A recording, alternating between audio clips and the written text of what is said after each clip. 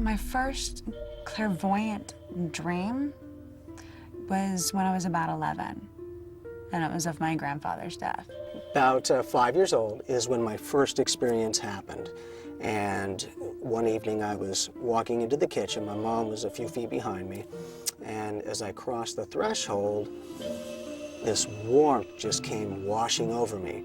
And I was stopped in my tracks.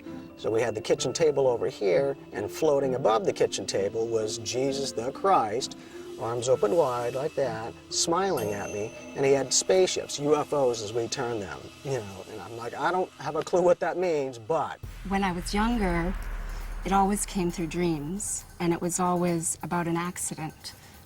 So I was basically freaked out. I want to say, right here, this energy here.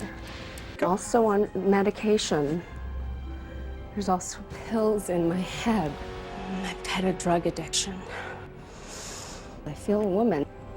I had a bottle I was drinking a lot. A 27-year-old woman collapsed and died of a heroin overdose in between the two beds in front of the phone. That woman was Janis Joplin. If I'm on a case, I see what was done. I see it and I feel it. It's like looking through a flip book. Two men were either questioned or involved. Some marks around the throat. And a ring. There was something with a ring. Where did the blood come from? No key was involved in breaking and entering. Sometimes I can see them as clear as you and I. Other times I'll see like a vague, shadowy outline, almost like I need to put a pair of glasses on. On the second floor, inside this hospital, is a man inside a room. Your job is to tell me which room he's in. It was 215 or 213. It's either one or the other.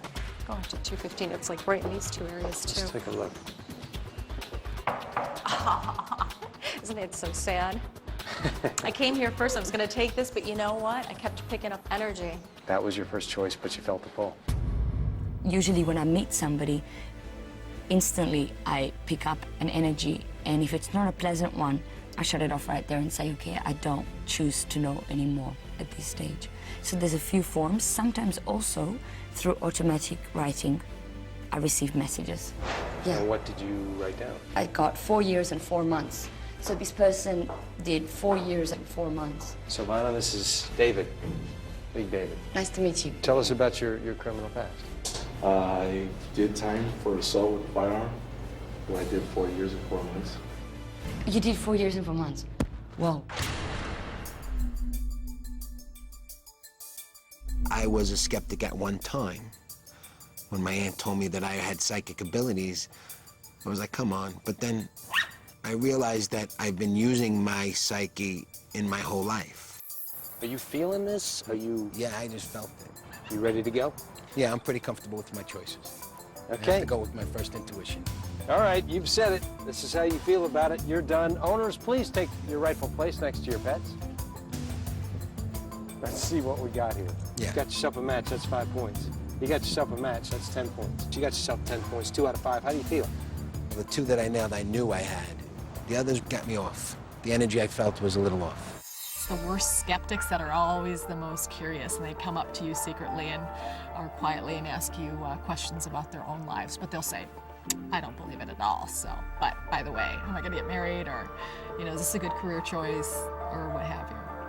Somebody challenged me by calling and asking, if you're so psychic, then give us the next big event that's going to happen. And I had had a dream of a newspaper article, and I said on December 26th at 10 a.m. in Thailand, there's going to be a tsunami. And that's exactly what happened. I always give people that say, oh, are you a psychic? What am I thinking? That is so annoying.